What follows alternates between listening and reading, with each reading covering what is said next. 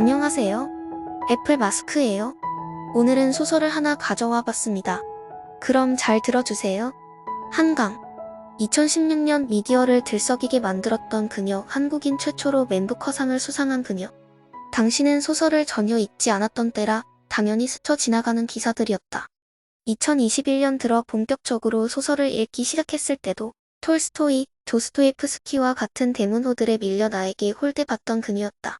지나치게 세계 고전을 읽어와 번역체에 역겨움이 난 탓일까? 아직도 읽어야 할 위대한 소설들이 잔뜩 있음에도 어떤 책도 그다지 손에 잡히지 않는 몇 달의 시간이 있었다. 그러다 그녀의 책을 갑자기 읽고 싶어졌다. 이유는 그냥 예감이랄까? 손에 든 한강의 첫 작품은 채식주의자가 아닌 붉은 닻이었다. 제목 옆에는 서울신문 등간작이라는 부제가 달려 있었다. 스마트폰 화면 위아래로 나열된 그녀의 단편소설 제목 중에 우연히 손이 간 작품이 그녀를 지금 우리 앞에 있게 만들어준 그녀의 데뷔작이었다. 붉은 닻은 직장을 다니고 있던 동식이 남동생 동영의 제대 소식을 듣고 까닭없이 아픈 장면으로 시작한다. 동영이 개막난이라서 그런가, 아니면 형제간에 넘지 못한 선을 넘었던 것일까. 한때 꽤나 번화하던 학원과 거리였지만 학원이 망하면서 닫힌 철문망이 잔뜩 보이는 거리 끝에서 조그마한 문방구를 하는 동식의 어머니는 동생과 같이 소풍을 가자고 신나한다. 동식은 대학을 막 졸업하고는 폭언과 오입으로 강경변이 진행되어 시한부 선고를 받는다. 동영은 군대에서 3년간 집에는 한 번도 찾아오지 않고 몸은 괜찮아 라는 안부 전화만을 드문드문했다. 돌아온 동영은 자주 소리 없이 자취를 감춘다. 밤 늦게서야 귀신처럼 돌아와 얼어붙은 몸뚱이 그대로 바닥에 몸을 던진다. 어머니와 동식은 동영의 옷가지를 벗기고 이불을 깔아 동영을 옮긴다. 항상 이런 식이었다. 어릴 적부터 동영은 소리 없이 사라졌고 언제나 밤 늦게 유령처럼 돌아왔다. 언제까지 이런 식으로 살 거야? 이럴 거면 우리 가족 인생에서 꺼져 버리라고 소리치고 싶은 걸. 동식은 자정이 다 될 때까지 문방구 문을 열어두고 모로 누워 선잠에 빠진 백발의 어머니의 뒷모습을 보고는 꾹 참는다. 술에 취해 밤늦게 돌아와 동식의 볼을 꼬집고 엉덩이를 때리고 불알을 만지던 아버지는 어느 날 계곡물에 빠져 시체로 발견된다. 마침내 동식과 동영, 어머니는 소풍을 간다. 파도 하나 치지 않는 갯벌가. 심지어 파도 소리도 없고 하얗게 부서지는 거품 역시 없다. 그곳에는 버리진 수많은 목선들이 있고 그 아래 검붉게 녹이 쓴 닻이 있다. 동영은 휴가 때마다 이곳을 찾았다고 한다. 동영과 어머니가 계획을 매만지고 있던 사이 동영이 또 사라졌다. 동식은 또 다시 두려움에 휩싸인다. 조금 전 닷들이 모여있는 곳에 동영이 서 있었다. 어둠 속에서 동영이 물었다. 형은 왜 아팠어? 왜 술을 마셨어? 동식의 입술이 얼어붙었고 동영은 구두를 벗고 바다를 향해 걸어갔다. 책을 덮은 뒤 둔탁한 무엇인가가 가슴을 쳤다. 명확한 이야기 구조가 머릿속에 잡히지 않지만 먹먹하다. 흐릿한 인상을 요리조리 꿰어보면 아버지가 늘 술에 취해 폭력을 휘둘렸고 그게 싫어 동영은 늘상 가출을 했고 어쩌면 동식은 아버지의 그늘로부터 벗어나기 위해 몸부림치다가 본인 또한 술에 취해 동생 동영을 어떻게 한 것이 아닐까 라는 생각이 든다. 지난 주말에 오랜만에 동생 집을 찾았다. 명절 때만 잠깐 만날 뿐이지 이제는 각자 산 지가 10년이 넘었다. 봄이라 냉방을 하지 않는다는 동생 집에서 하룻밤을 자고 난 다음날 오한이 들었다. 그때 알았다.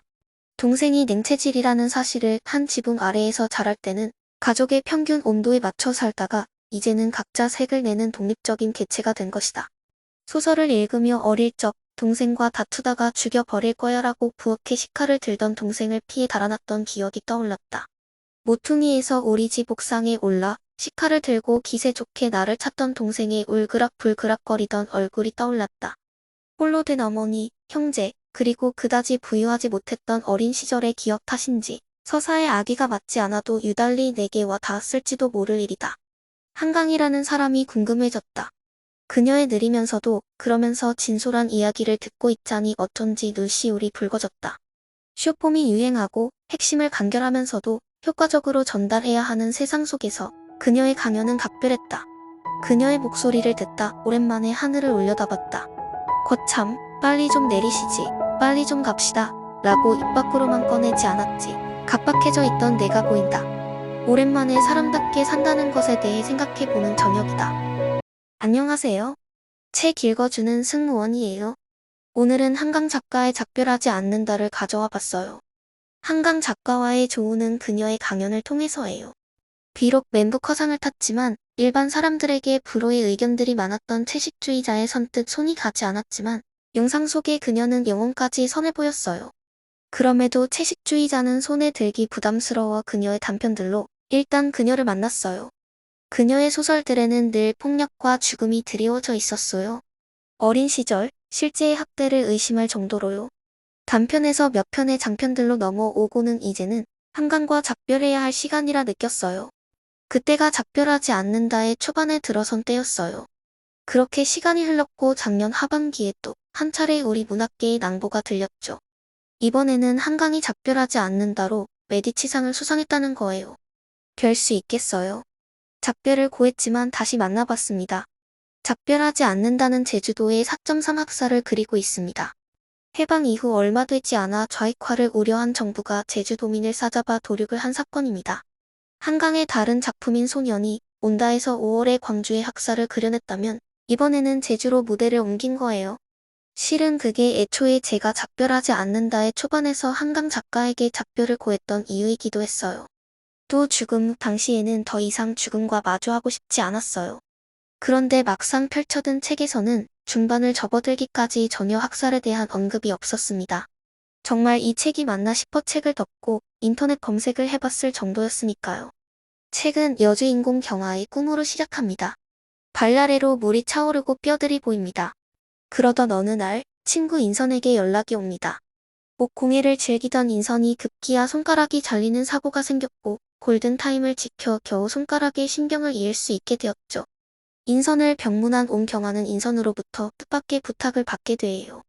자신의 집에 가달라는 가서 남겨진 2마리의 앵무새들에게 물을 주라는 반드시 오늘 안에 가야 죽지 않는다고. 인선의 집은 제주도에서 버스를 타고 굽이굽이 들어가야 하는 뇌지에 자리 잡고 있습니다. 가는 날이 장날이라고 하필 경아가 가는 날 몇 년 만에 폭설이 제주를 삼킵니다.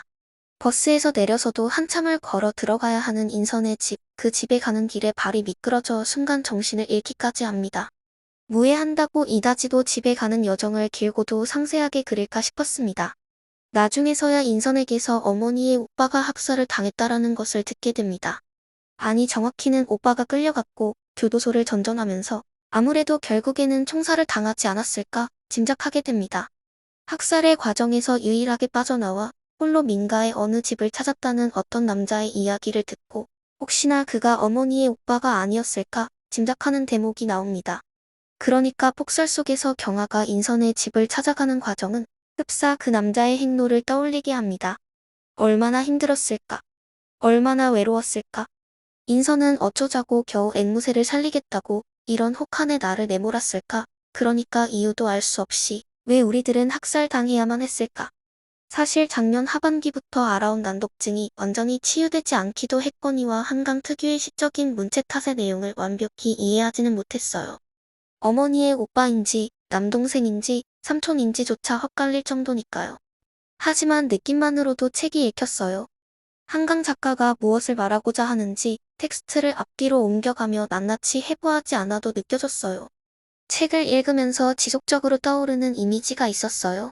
어둠 속에서 뻗어나오는 하얀 손, 가느다랗고 길다란 손가락. 그 손과 손가락이 자주 아우성친다. 우리가 왜 죽어야만 했냐고. 정치적인 상황과 당시의 정황을 두루 살핀다면 어떤 관점에서는 당시의 폭력은 정당화될지도 모릅니다. 하지만 한강 작가는 폭력 그 자체에 대해 항변해요. 낱낱해 인간에게 있어 삶은 단 한 번일 뿐이니까요. 단 한 명이라도 그 시절을 기억하는 한 그들은 영원히 삶과 작별하지 않을 것이다. 한강 작가가 말하고 싶은 말이 이게 아닐까요?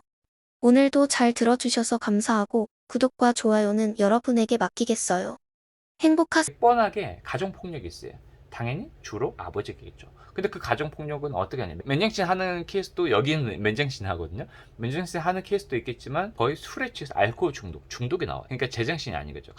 폭력이 있기 때문에 그 집에서 가출을 하게 된다. 그 집을 어렸을 때 떠난 경우도 있고 집을 떠나지 않았지만 어렸을 때 가정에서 폭력 당했던 그런 마음이 트라우마가 돼가지고 남아있는 경우도 있고, 두 번째는 아예 술에 취한, 알코올 중독, 술에 취한 상태에서 기억하지 못한 상태에서 아버지가 자식들을 죽이려고 하는 그런 장면까지 나와요. 실제로 그래서 같이 자살하는 그런 장면이 나와요. 거기서 아버지 죽고 여동생 죽고 자기 혼자 살아남은 또 언니의 이야기도 또 나와요. 단편 소설이 있어요. 여수의 사랑인가? 그게 아마 그런 내용이에요. 이런 내용들이 줄기차게 나와요. 그래서 제가, 아니, 이분의 어렸을 때 가정 환경이 어땠을까? 라는 아주 합리적인 추측, 합리적인 의심을 했을 정도로 이런 내용이 줄기차게 나와요. 근데 채식주의자도 역시 주인공이 그렇게 시작돼요. 어떤 내용이냐면, 여기서부터 스포가 포함되어 있습니다. 혹시 책을 읽으실 분들은 스킵해 주세요. 여자 주인공이 갑자기 어느 날 아무 예고 없이 문득 생뚱맞게 채식주의를 선택해요. 결혼을 한 여자인데 남편이 아침에 일어나는데 아내가 냉장고에 있는 얼려 있잖아요. 보통 고기, 생선 이런 것도 고기들을 다 꺼내가지고 그 거실 바닥에 다 펼쳐놔요. 거실 바닥에는 그 녹은 그 고기들이 피가 흘러가지고 연한 피 자국들이 쫙 있는 거죠. 당신 왜 이래? 미쳤어? 라고 하면서 그때부터 이 친구가 채식주의를 시작해요. 고기를 끄는 거죠.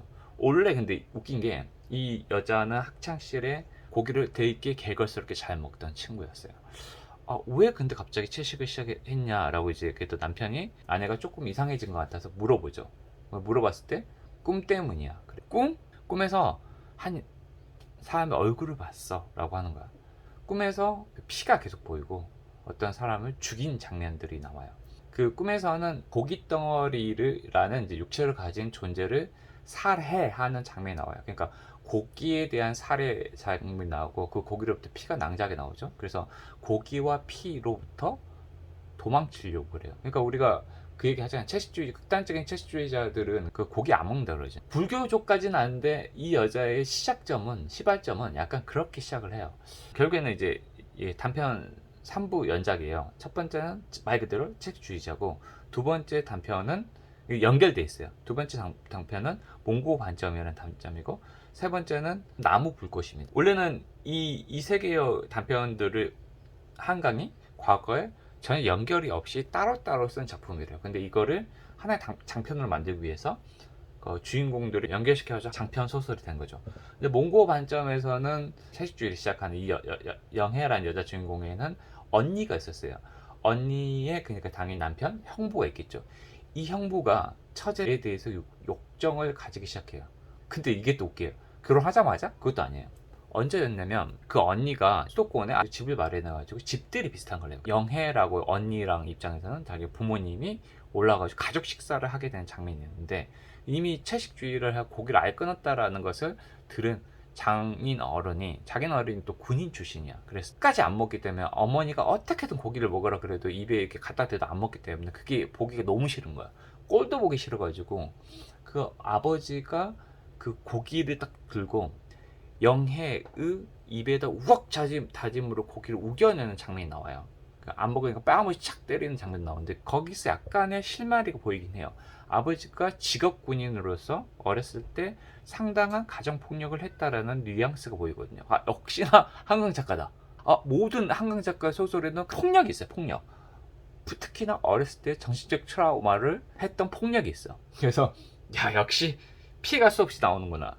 거기서 이제 고기가 너무 먹기 싫어가지고 날 내버려둬요 하면서 영희가 하는 행위가 가도를 굴러가지고 자기 손목을 긋습니다. 자살 기도를 하게 되는 거죠. 빠르게 조치를 해가지고 살아나긴 하는데, 형부가 그 사건이 있었을 때 영애를 들쳐매고 병원에 데려다 줘요. 여자의 육체가 형부의 등에 닿았죠. 근데 그때 어떤 그 형부의 어떤 물건, 이게 반응을 했냐? 그렇지 않아요. 그때도 긴급했고 당연히 그런 걸 느낄 겨를도 없고, 근데 어떤 그런 감각들이 남아있다라고 이제 어떻게 묘사할 수도 있겠지만 그런 게 없어요. 근데 왜 갑자기 성욕을 느꼈을까 하면은, 이 형부의 말에 따르면 그 사건이 있고 나서 얼마 이후에 그 자기 아내죠, 언니가 영혜에 대해서 얘기해줘요. 영혜의 엉덩이에는 그 몽고 반점이 남아있대요. 흉터라 그러죠. 몽고 반점이 보통은 어른한테는 한 명도 없대요. 어렸을 때는 남아있고, 근데 우리 불주사는 어린이 되고 나서도 그 흉터로 남아있잖아요. 근데 몽고 반점이라는 것은 말 그대로 어렸을 때 잠깐 남아있고, 반점이 남아있고, 성인한테는 아예 남아있지 않은 게 상식적인 건데 영애는 이상하게 그 몽고 반점이 남아있대요. 형부가 직업이 뭐냐면 비디오 아티스트예요. 예술가죠. 그러니까 이미지로 먹고 사는 사람이죠. 근데 형부의 머릿속에 영의 엉덩이와 그 엉덩이 오른쪽 위에 자리 잡은 몽고 반점이 그려져 가지고 그 후로 시시때때로 그 이미지가 떠오릅니다. 거기 이미지가 떠오르면서 그 엉덩이를 너무 보고 싶어. 그러면서 욕정을 느껴요. 성욕을 느끼기 시작하죠. 그러니까 어떤 거냐면 이게 그 성욕이라는 게 저는 육욕하고 느껴졌어요. 이게 되게 웃기죠. 앞에서 그 영애는 고기를 끊었죠. 이 얘기는 육체 성욕도 같이 끊었다는 거거든요. 근데 몽고 반점에서는 형부가 역설적으로 이 고기를 뜨는 육욕을 끄는 영애라는 여자한테 성욕을 느끼는 육욕을 느끼는 형부가 등장을 해요. 그러면서 이게 또 불륜이잖아. 근데 이게 또 윤리적으로 되게 불륜이다 보니까 이게 궁금한 거야. 둘이 과연 유격이 없는 존재와 유격이 있는 존재가 과연 어떻게 만날 것인가? 정신적 교감이 있을 수 있을까? 궁금해요. 이게 궁금한데 여기서 또 하나의 그 윤리적 기준으로 형부와 처제의 관계. 이건 뭐야? 이게 과연 한강 작가, 여성 작가잖아요. 한강 작가가 이런 윤리적 기준, 잣대를 넘어설까? 라는 것도 궁금했어요. 저의 그 퀘스천이었거든요. 그래서 저는 이 책을 보는 내내 눈을 뗄 수 없었다. 제가 기욤뮤소 책을 되게 좋아하는데 기욤뮤소의 책을 읽어보신 분들은 이게 반전에 진짜 반전이 한 거짓말 안 하고 100번 나와요. 책에 페이지가 300페이지야. 그러면 페이지별로 반전이 나온다고 해도 과언이 아닙니다. 이거 농담이 아니야. 근데 기욤뮤소의 책 못지않게 반전은 많이 없지만 미스터리가 있어요. 미스터리. 여기 키도 훤칠하고 얼굴도 상남자처럼 잘생긴 한 남자가 있다. 그는 술에만 취하면 야간 열차에 대해 떠들썩하게 늘어놓는다. 청량리에서 밤 11시에 출발하는 기차.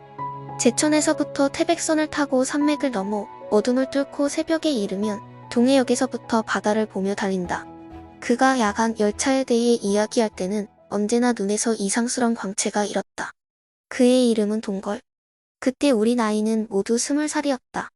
술에 취한 데다 젊었던 우리들 중 몇은 우리도 한번 가보자고 일어난다. 다음날 밤 10시 30분에 청량리역.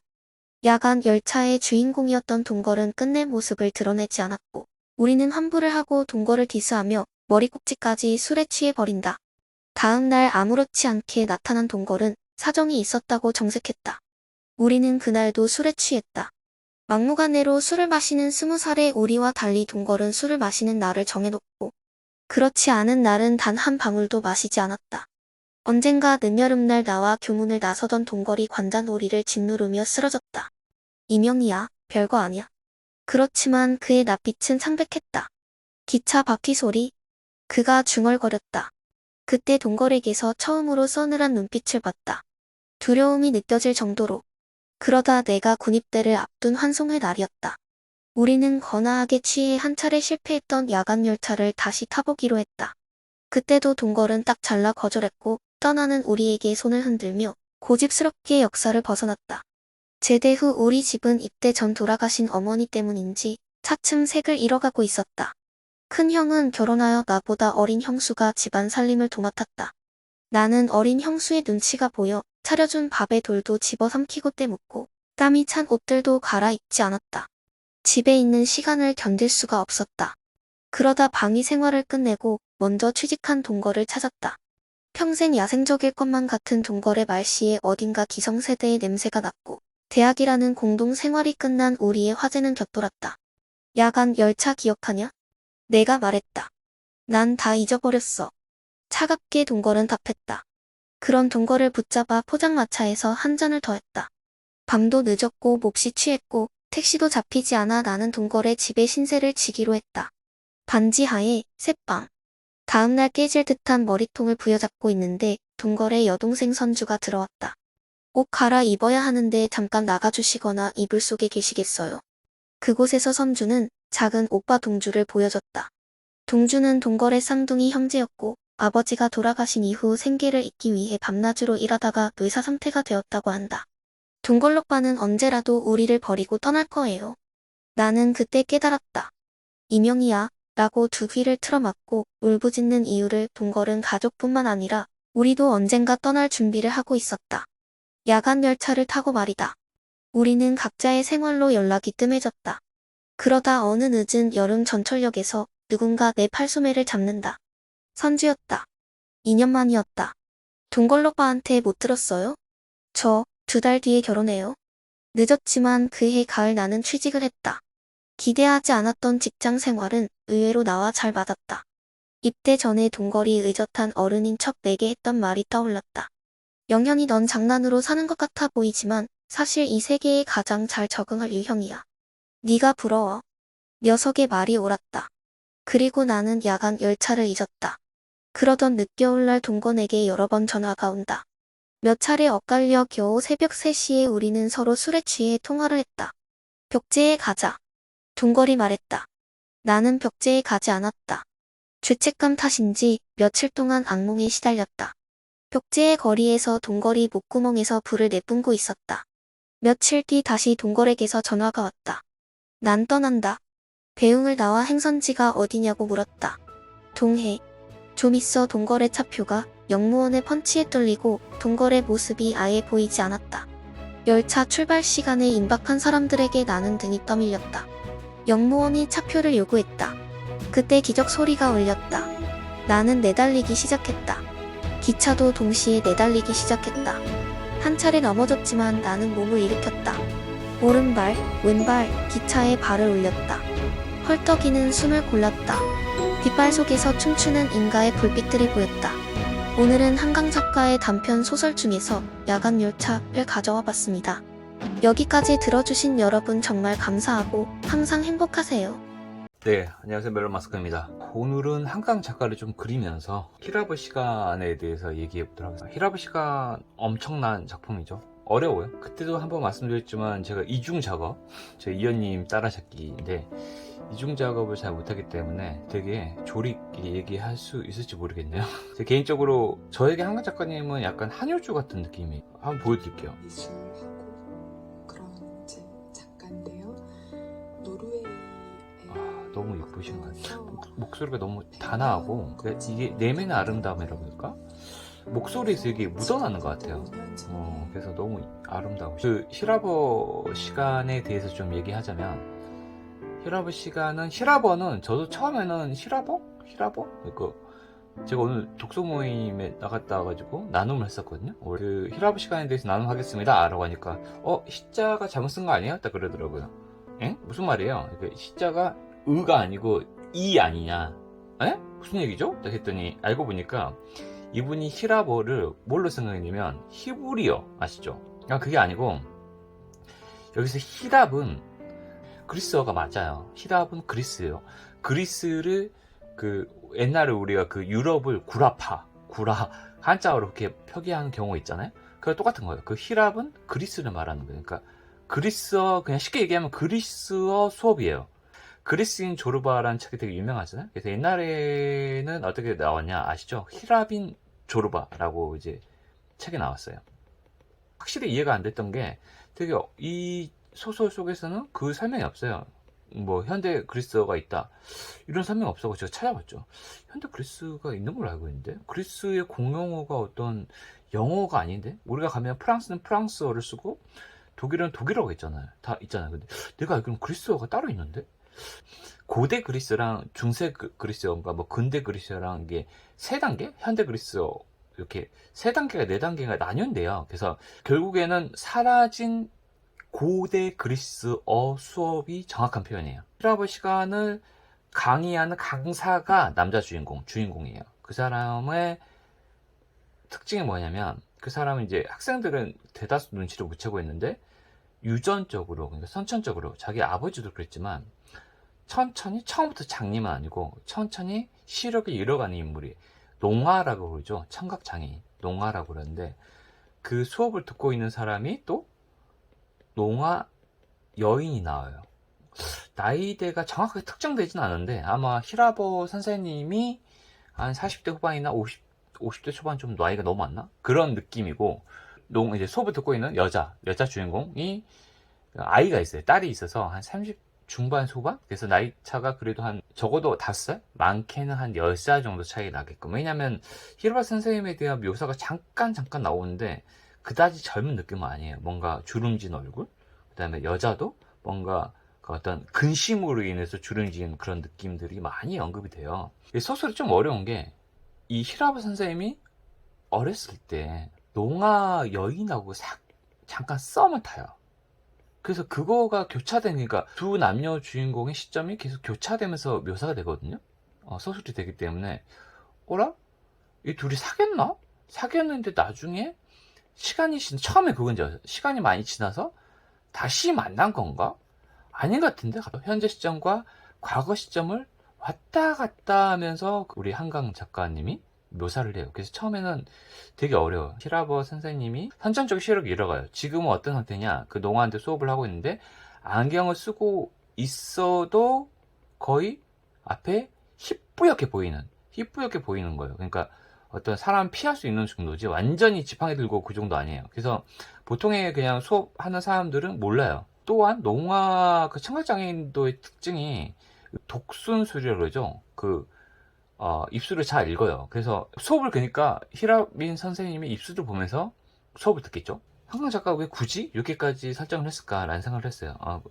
좀 과도한 설정 아닌가? 실제로 우리가 무슨 장애우? 그런 시설에 있는 사람들은 충분히 시각장애인들과 장애인들이 모여있는 그 설비 있잖아요. 그런 설비에 가면은 시각장애인들과 청각장애인들이 충분히 있을 수 있겠다. 저도 뭐 가본 적은 없지만 그냥 뭐 그럴 것 같잖아요. 그 장애인들이 많이 모여있는 경우에는 뭐 하반신 불구자도 있을 거고. 폄하하는 거 아닙니다. 되게 이게 민감한 표현이어가지고 좀 어려운데, 그래서 사실 근데 그런 상황이 충분히 발생할 수 있겠다라고 해서 소설의 어떤 소재적 관점에서 쓰기에는 좀 무리가 있지 않을까라는 생각이 약간 했었어요. 하나의 컨셉 다신이었어요. 그러니까 본인도 근데 나중에 인터뷰하면서 그게 좀 민감할 것 같아가지고 좀 무료를 했었다, 이 이야기를 쓰는데. 근데 꼭 하고 싶은 말이 있었기 때문에, 소설가들은 꼭 하고 싶은 말이 있기 때문에 쓰겠죠. 무리해서 하게 됐다. 근데 이제 어떤 컨셉을 하나 추가를 하면은 그 여자가 농아 여자인데 언어를 잃어가고 있어요. 그러니까 둘이 소통하려고 그러면 생각해보세요. 제가 읽으면서 계속 생각했던 게 이게, 그래서 둘이 어떻게 통할까? 소통할까? 라고 생각했어요. 근데 눈이 안 보인다고 가정할게요. 맹인이라고 가정하면 청각 장애인하고 어떻게 소통할까요? 여러분 상상해보세요. 근데 청각 장애인들은 보통은 발화를 잘 못하는 걸로 알고 있지만, 그래서 우리가 그냥 생각했을 때 말을 하면 되지 라고 생각할 수 있잖아요. 저도 그랬거든요. 단순하게. 네, 어떤 컨셉을 하느냐면, 이 농아 그 여자 주인공 언어를 잃어버리는 상황으로 설정을 해요. 그건 뭐예요? 보통은 이제 우리가 생각했을 때는 청각장애인이 상대가 언어로 발화를 하면 시각장애인 들을 수 있잖아요. 그래서 대화가 되잖아. 그리고 근데 이걸 들었어. 그럼 시각장애인은 얘가 되게 고민인데, 청각장애인이니까 시각인데 얘한테 다시 자기 말을 표현하려고 그러면 어떻게 전달해야 되죠? 뭔가 써서 줘야 되잖아. 그러니까 이게 애초에 내가 지금 말하면서도 좀 꼬이는데, 애초에 소통이 되게 어려운 두 사람 관계예요. 그래서 더 극단적으로 한강 작가가 설정했던 것은 그 여자가 아예 언어를 언제부턴가 언어를 잃어버렸다 라고 설정을 해요. 그러니까 얘가 발화를 못하는 거야. 그러니까 그러면서 이 사람들이 계속해서 서로 모르다가 서로 이 사람 눈이 잘 안 보이는 거야. 서로 인식하는 어떤 사건이 발생을 해요. 그 사건이 발생하고 나서 두 사람이 어떤 언어로 소통해야 될 상황이 발생을 해요. 어떻게 할까요? 이게 소설 거의 후반부에 나타나는데 어떻게 할까요? 궁금하지 않아요? 어떻게 하냐면, 이 청각장애인 여자가 이 사람의 그 시각장애인 남자의 연답 주인공의 손을 잡습니다. 손을 잡아서 어떻게 하냐, 거기 손바닥에 글을 써줘요. 여기가 최고죠. 제가 봤을 때는 진짜 하이라이트예요. 이게 무슨 얘기죠? 그러니까 이마가 너무 넓게 그려졌네. 무슨 얘기냐면, 한강 작가가 무슨 얘기를 하냐면, 소통의 마지막 결론 지점을 어떻게 설정했죠? 접촉. 제가 봤을 때는 사람과의 관계를 되게 그리고 싶었나. 사람과의 관계랑 접촉. 인간과 인간 간의 궁극적인 커뮤니케이션은 둘이 소통하기 위해서 어떻게 했어요? 네, 그냥 인간에게 가장 필요한 것은 접촉이 아닐까. 그러니까 우리가 지금 유튜브로 접촉을 저랑 하고 있죠. 근데 내가 봤을 때는 한강 작가가 만약에 이걸 제가 리뷰를 하면서 이렇게 이 영상으로 남긴 거는 정말 화를 낼 수도 있을 것 같다는 생각이 들어요. 왜? 정말 독자들한테 얘기하고 싶었던 것은 이런 간접적인 접촉이 아니라 직접적인 접촉을 통해서 우리는 삶의 희망을 찾아가야 된다고. 우리가 너무 개인화되고 그랬잖아요. 그래서 어떤 소통이 되게 어려운 현대인들에 대한 것을 그 장애인들을 통해서 간접적으로 그리고 싶지 않았나라는 생각을 저는 감해요. 야, 근데 제가 옛날에 이런 식으로 결론 내리는 게 되게 싫어했거든요. 아니, 무슨 소설에 이런 식의 의도가 있었다고 이런 식으로 결론 내려? 그 되게 싫어했어요, 제가. 왜냐면 뭔가 너무 있어 보이려고 하는 것 같다. 그런 행위라고 생각했어요. 이렇게 의미 부여할 일이야? 얘는 그냥 장애인을 그린 거야. 라고 생각했어요. 제가 어렸을 때는. 그 어떤 문학평론이나 그냥 일반적인 문학평론에 익숙해진 거 있을 수 있어요. 그러니까 나도 생각이 되게 똑같아졌다. 라고 보일 수도 있어요. 진짜로. 진짜로 진짜. 스스로 반성을 하는 겁니다. 작품을 만드는 것은 작가나 감독, 영화 감독이고, 그 2차 생산물을 생산하는 것은 그거를 보는 관객들이다 라는 것은 약간 맞는 것 같아요. 그래서 우리는 어떤 더 풍부한 경험들을 쌓아갈 수 있는 거죠. 그런 것 때문에. 그래서 그거 되게 일리 있더라고요. 그래서 슬렌더가 되게 재밌어, 드래곤볼이 되게 재밌어 라고 하면은 우리가 거기 그 사람들로 인해서, 제가 지금 한강 작가가 너무 좋았기 때문에 지금 이 그림을 그리고 있잖아요. 이거 2차 생산물을 어떻게 보면 2차 생산물을 좀 하고 있는 거죠. 이런 것도 하나의 문화를 만드는 거기 때문에 사실 너무 나쁘게 볼 것만은 아니지 않을까라는 생각도 요새는 좀 많이 합니다, 솔직히. 오늘은 한강 이마가 너무 넓네요. 어떡하지? 오늘은 한강 작가 어깨는 너무 좁고, 오늘은 한강 작가의 힐업 시간 리뷰를 해봤습니다. 오늘도 여기까지 들으시는 여러분 정말 감사하고, 한강 작가 많이 사랑해주시고 저도 정말 사랑합니다. 한강 작가님 사랑합니다. 감사합니다. 한 손에는 소주병을 들고 한 손에는 우산을 거머쥐고 비포장도로를 걷고 있는 남자가 있다. 얼마 안가 우산살이 뒤집어져 우산과 술병을 내던진다. 비가 하염없이 쏟아진다. 빌어먹을. 형. 제이는 가까스로 버스에 올라탄다. 다시는 이곳을 찾지 않을 테다. 7년이 흐르고 제이는 다시 그 버스에 올랐다. 그날처럼 비가 쏟아졌다. 버스에서 내리다가 비가 그쳤다. 왼손에 든 검은 비닐봉지 속에 든 두옥들이 소주병을 꺼내들었다. 병따개를 깜빡 잊어버려 어쩔 수 없이 어금니에 소주병을 갖다 댔다. 그대 상처 입은 짐승 같은 울부짖음이 들린다. 제인아. 형 재현은 술을 마실 때면 소주병을 어금니로 갖다 대곤 했다. 형은 병따개도 안 갖고 살아? 이제 그만 나랑 같이 서울로 가. 그림이야 서울에서도 그릴 수 있잖아. 여기 풍경이 그렇게 좋으면 먼 거리도 아닌데 이따금씩 와서 스케치해가면 되잖아. 형만 돌아온다면 아버지는 편안히 주무실 수 있을 것만 같아. 제인이 거기까지 말하자 재현이 메마른 음성으로 중얼거렸다. 나 조그만 배 한 척 사려고 한다. 재현은 제인보다 7해 먼저 태어났다. 나이차 많은 형제가 의뢰 그렇듯 유년기 재현은 제인에게 아버지와 형 중간쯤 되는 존재였다. 중학교 시절 재현은 늘 화구를 끼고 살았다. 재현의 고등학교 입학 선물로 아버지는 유화물감을 사주며 어머니에게 속삭였다. 저 녀석 틀림없이 박수근 선생 같은 화가가 될 거야. 그림밖에 모르던 재현이 발광을 시작한 것은 고등학교 졸업반 시절이었다. 학교의 온갖 시설을 부숴버린 재현이 집에 돌아와서는 아버지를 잡아먹을 듯 노려보며 소리쳤다. 제가 왜 미쳤느냐고요?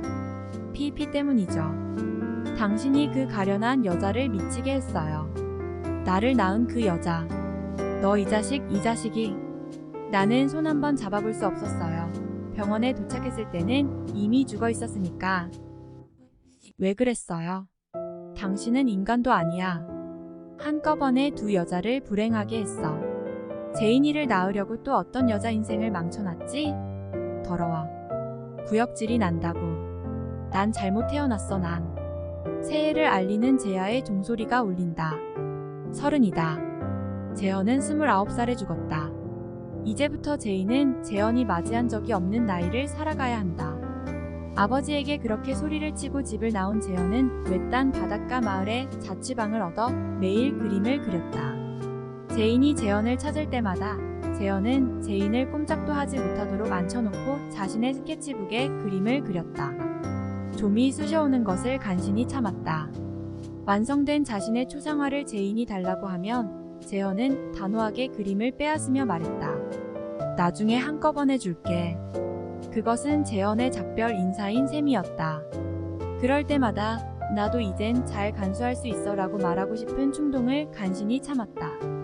재현은 자취방에서 온갖 그림들을 걸어두었다. 그 선연한 붓자국이 아쉬워 제인이 물었다. 국전이나 뭐 그런데 한번 내보지 그래? 그럴 때마다 재현은 아무렇지도 않게 곧 태워버릴 거야 라고 답했다. 재현의 발광 이후 아버지는 얼굴에서 웃음을 잃었다. 아버지가 재현을 낳은 여인을 버린 것이 아니었다. 재현을 낳은 여인은 노름과 구타벽이 있는 남자와 결혼하였다가 학대를 견디다 못해 실성하여 병원에 감금되었다.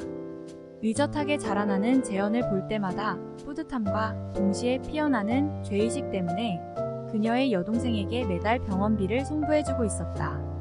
군대를 간 재현은 만기의 절반도 채우지 못하고 돌아왔다.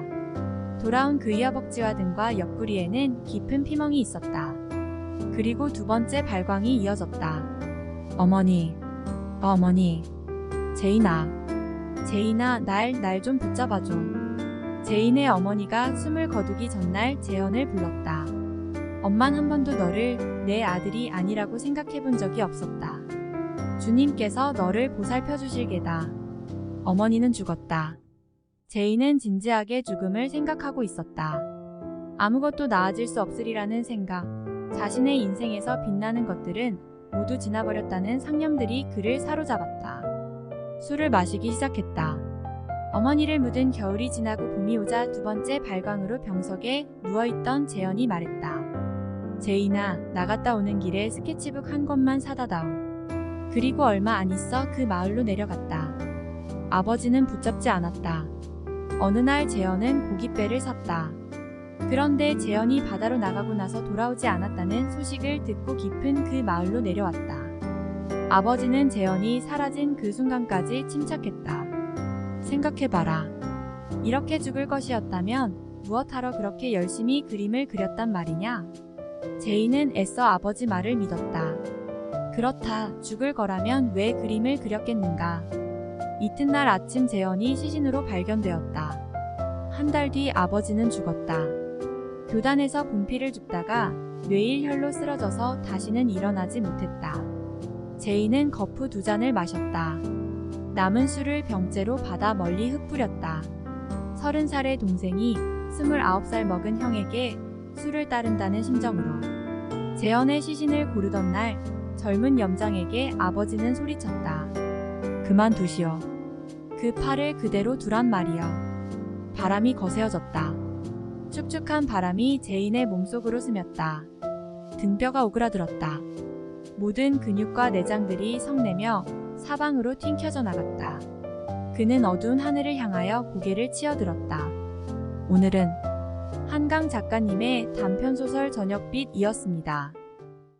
네, 안녕하세요. 멜론 장갑입니다. 제가 원래 겨울서정의 김겨울님을 되게 좋아를 해요. 그분 유튜브가 거의 10만 명 넘게 있던데, 그리고 한번 그분이 영상 올렸다 그러면은 엄청 조회수가 높아요. 그래서 저는 좀 약간 되게 희망을 봤어요.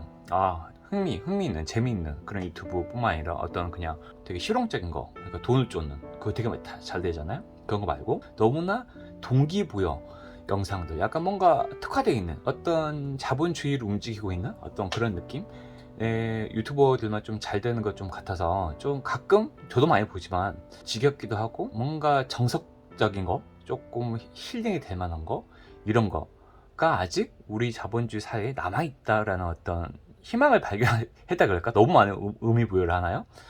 그래서 저는 김겨울님이 되게 조곤조곤 그 책에 대해서 이야기하는데 너무 좋더라고요. 그래서 오늘은 이 한강 작가의 단편집이 이제 서초구 전자도서관에 많이 있거든요. 그래서 붉은 닷이라는 작품은 한강 작가의 서울신문 등단작이에요. 시인으로 먼저 등단했거든요. 이제 제가 이제 한강 작가의 책주의자가 너무 좀 과하다, 이렇게까지 써야 돼? 하면서 좀 약간 표현이 직설적이다, 심지어 쇼킹하다, 그런 얘기까지 들었기 때문에 좀 저도 읽기가 두렵더라고요. 그래서 솔직히 저는 이제 그 세계 고전들을 많이 읽다 보니까 이런 것들 번역체만의 좀 약간 특이한 느낌들이 있잖아요. 그래서 한국 작가 책을 읽고 싶다라고 생각을 했어요. 생각을 해서 원래 한국 작가 책 중에 그래도 김문 작가를 많이 좋아하는 편이라서 김문 작가의 남한산성이라는 이런 작품들도 이게 많이 젖었네. 아마 제주도 제가 2년 전인가 놀러 갔었을 때 그 비가 엄청, 장마 때 비가 엄청 와가지고 가방에 넣어놨었는데, 제가 이제 원래 여행 갈 때는 캐리어에 한 10권 정도로 종이책을 넣어서 가요. 그때만 해도 종이책, 전자책을 많이 안 봤을 때라서. 근데 그때 캐리어에 들어있다가 이렇게 제주도의 비를 삼다로 그러죠. 비를 맞고 이렇게 젖은 것들. 이렇게 김은 작가도 참 글을 잘 쓰지만, 김은 작가는 너무 압축적이에요. 옛날 사람이고 한자어를 되게 즐겨 쓰셔가지고 되게 압축적이에요. 그래서 그러니까 우리나라 소설가 중에서 김문 작가 말고 글을 잘 쓰는 사람이 누가 있을까가 되게 궁금했어요. 그러니까 이럴 때 있지 않아요? 모국어를 맛있게 먹고 싶다, 맛있게 먹고 싶다라고 느껴지는 시점이 있어요. 저는 가끔 있거든요. 너무 자주 그냥 번역체 소설을 읽다 보면 우리 모국어를 잘 다루는 어떤 소설에 대한 갈망, 그래서 한강 작가를 좀 읽게 되는데, 와, 되게 약간 충격적이었던 게, 한강 작가의 이 소설을 시작으로 해서 등장 작품으로 시작해서 이렇게 6개를 다 읽었는데 공통점이 뭘까요? 공통점은 여기 소설에 등장한 사람들은 다 어렸을 때 어떤 아픔이 있어요. 어떤 아픔이냐? 그냥 죽음이 있어요. 무조건. 자살이 더 많아요. 그러니까 선택적 의지로 스스로 목숨을 끊는 사람들이 많이 나와요. 그리고 공통적으로 가정 환경이 되게 불우해요. 아버지는 늘 술에 취해 있고 가정폭력을 일삼습니다. 그래서 좀 맞아요. 그래서 가출을 하기도 하고. 그래서 야, 이걸 읽다가 아니 너무 공통적으로 이 6개 작품에 거의 유사하게 이런 장면들이 나오길래, 아니 한강 작가는 어떤 사람이길래 이런 걸 쓰지? 그 여수의 사랑이라는 작품은 우리가 아는 그 여수예요. 그 여수 밤바다 그 여수거든요. 이 여자 주인공의 고향이 여수거든요. 근데 이 사람이 약간 결벽증이 있어요. 결벽증이 50만 원 월세에, 그것도 충당이 안 될 정도로 한 20대 중반 정도의 캐릭터로 그려져요. 이제 막 취업해가지고 되게 박봉을 받고 있는 여잔데 룸메이트가 필요해요.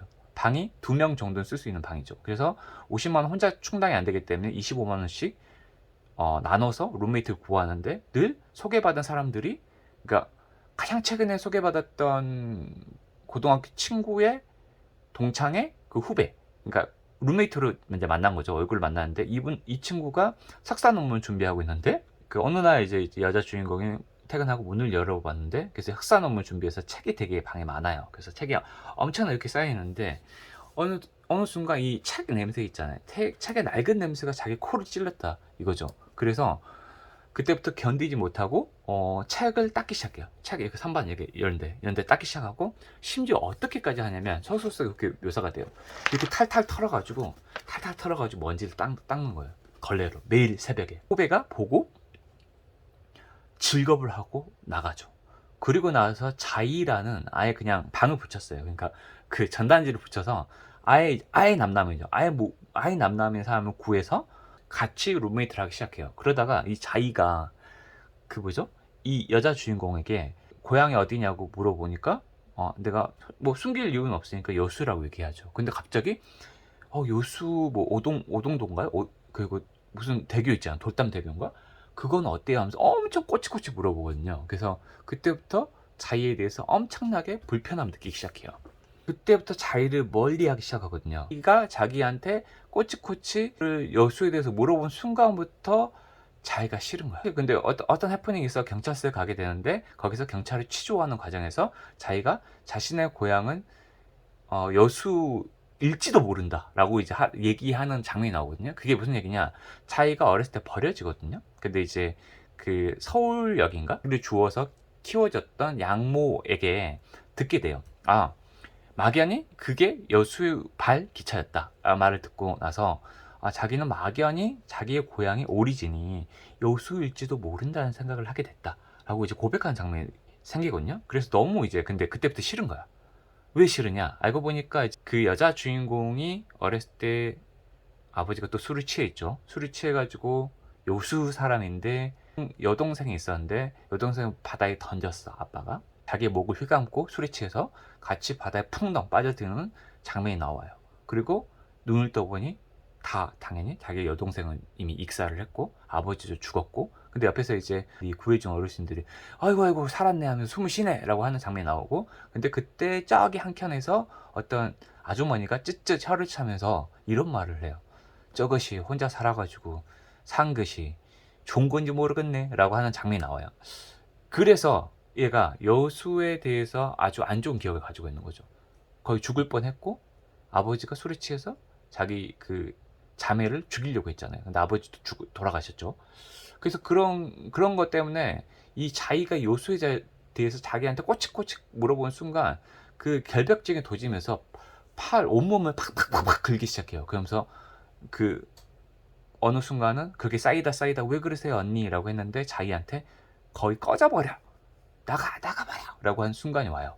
근데 진짜 그 얘기를 딱 듣고 이제 나중에 너무 미안했다, 내가 화가 너무 심했다 라고 하고 자기한테 같이 살자, 계속 같이 살자라고 하지만 어느 날 딱 눈을 떠보니까 자기가 떠나고 없어요. 소설의 그 단편소설 끝은 뭐냐면 자기가 분명히 여수를 가고 싶다고 여러 번 말했거든요. 여수를 분명히 향해 갔을 거라고 생각하고 자이를 찾아서 그 여자 주인공 여수행 기차를 타는 장면으로 끝나요. 전반적으로 되게 와 이런 주인공들이 거의 다예요. 전반적으로 그 한강 작가, 그러니까 어떻게 보면 제가 이렇게 얘기하니까 되게 희망적으로 끝나는 것 같긴 하거든요. 근데 여수의 사랑이라는 소설이 되게 희망적으로 끝나는 거고 대다수 다른 작품들은 그다지 희망적이지 않아요. 오히려 죽음을 암시하거나 주인공이 죽을 것 같다. 근데 여수의 사랑이 아이러니하게 제일 희망적이에요. 그래서 저 되게 한강 작가가 어떤 사람인지 찾아봤어요. 한강 작가가 알고 보니까 집안이 소수가 집안이에요. 아버지가 한승원이라는 소수가예요. 그래서 제가 오죽하면 이거 몰라요. 저 개인적인 오죽하면 한승원이라는 거 원래 문학가 분들이 약간 예술가 분들이 약간 그런 어떤 암울한 기운들이 있잖아요. 이거 제 완전 내피셜이에요. 내피셜 이거 제가 지어낸 겁니다. 그래서 소설가 한승원님이 약간 그런 게 있나? 라고 의심이 들 정도로. 그래서 제가 그 네이버 그 구글에 다 찾아봤죠. 근데 그런 거 없죠. 그냥 그 한강 작가의 어린 시절 성장 배경 찾아봤는데 그런 거 없고 그냥 어떤 정상적으로 어떤 고등학교 중고등학교를 나왔다. 그리고 그 대학교만 연세대 국어국문학과를 나왔다 정도만 있어요. 그래서 이런 걸 딱 보면서도 그 어렸을 때부터 아버지가 작가 소설가였기 때문에 집에 발에 치였대요. 책들이 너무나 자연스럽게 책을 읽을 수밖에 없었다.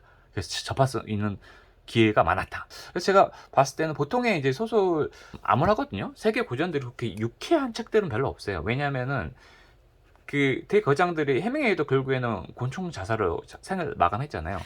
해밍웨이의 태양을 다시 떠오른다 이 작품도 상당히 젊은이들의 방황을 많이 담고 있어요. 그래서 상당히 암울하거든요. 근데 이 책도 그리고 해밍웨이도 마지막에 알코올 중독에 살다가 결국엔 곤충 자살을 해서 생을 마감하고. 그래서 어떤 이런 책들을 정말 어렸을 때 그 성장기 그때 읽었으면은 아무래도 인생이 무엇이고 죽음이란 무엇일까에 대해서 다른 사람보다는 더 많이 고민하고 상상했을 것 같아요.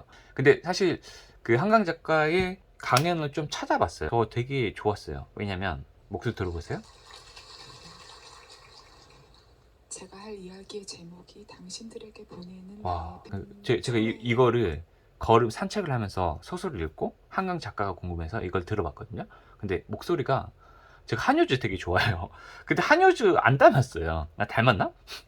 근데 이분 한강 작가의 목소리를 들으면서 저는 예전에 그 좋아했던 한효주가 떠올랐어요. 가장 그 데뷔했을 때 가장 청순했던 모습. 이렇게 가슴이 그러니까 뼛속까지 아픈 상처가 많게 보이는 보이는, 그리고 인생에 대해서 이렇게까지 치열하게 생각하는 사람의 목소리가 어떤 제의를 받았어요.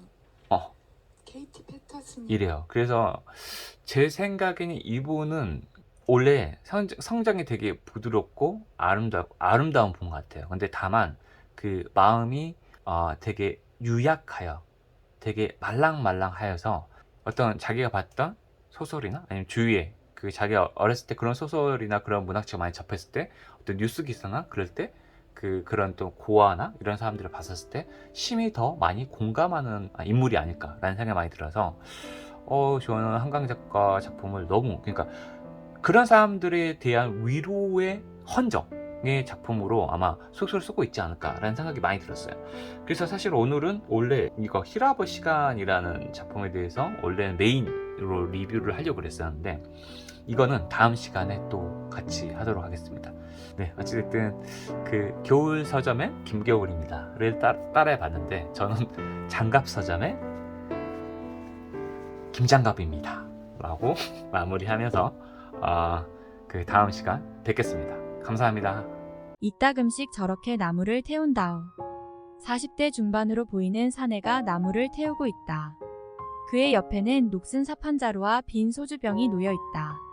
집을 보러 온 정환이 딱히 그 집이 마음에 든 것은 아니었다. 전철역까지 버스로 8정거장, 게다가 버스를 타려면 10여 분을 걸어가야 했다. 그리고 나무를 파낸 구덩이들도 썩 호감이 가지 않았다. 하지만 어딘가 황막하고 버림받은 것 같은 분위기가 정환에게는 되려 친근했다. 부동산 중개인은 주인 황씨가 아내와 두 남매가 있었는데 심장병을 앓고 있는 딸아이를 놔두고 아내가 아들을 데리고 집을 나가버렸다고 귀띔했다. 딸을 먼 친척에게 맡겨두고 꼬박 한 해 동안 아내와 아들을 찾아 헤매다가 빈손으로 돌아와 보니 딸의 병이 위급해졌다. 병원 치료비로 재산을 다 까먹은 어린 딸은 3년 전에 죽었다. 절의 배도 겨우 40이란다. 정환은 고향에서 언제 달려들지 모를 술 취한 아버지로부터 도망쳤다. 그의 나이 겨우 9살에. 물론 지금까지 자책이 있다면 어머니와 누이 동생 정임을 버려두고 떠났다는 사실이다. 정환은 오늘도 약봉지에 남은 가루약을 털어넣었다. 정환은 고향에서 달아나 1년간을 전전하다 교회 장로였던 양부를 만난다. 양부의 슬하에는 정환과 비슷한 처지의 아이들이 10명 남짓 되었다.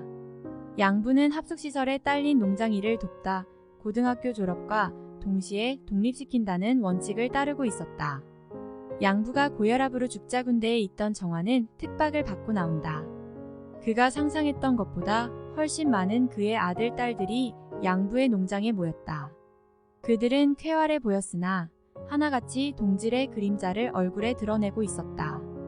문득 고향이 떠올랐다. 10수년 동안 가보지 않는 고향길 열차에 올랐다. 친부는 이미 죽었다. 이상하게도 아버지와 어머니의 혼인신고는 되어 있지 않았고 따라서 어머니와 정환 남매의 인적 사항 또한 없었다. 울산이라든가 마산이라든가. 누이 동생 정임의 사진을 겨우 얻어서 정환은 어머니와 정임을 찾아 나섰다. 물론 번번이 돌아오는 것은 허탈함이었다. 퇴근해서 집에 돌아오자 목련나무 한 그루가 불타고 있었고 그 앞에는 황씨가 웅크리고 앉아 있었다. 왜 태우는 겁니까? 보기 좋잖소.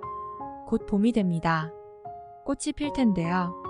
그러니까 태우는 거요. 그렇게 나무를 좋아했었는데 제가 되었어 다 타서 날아갔어.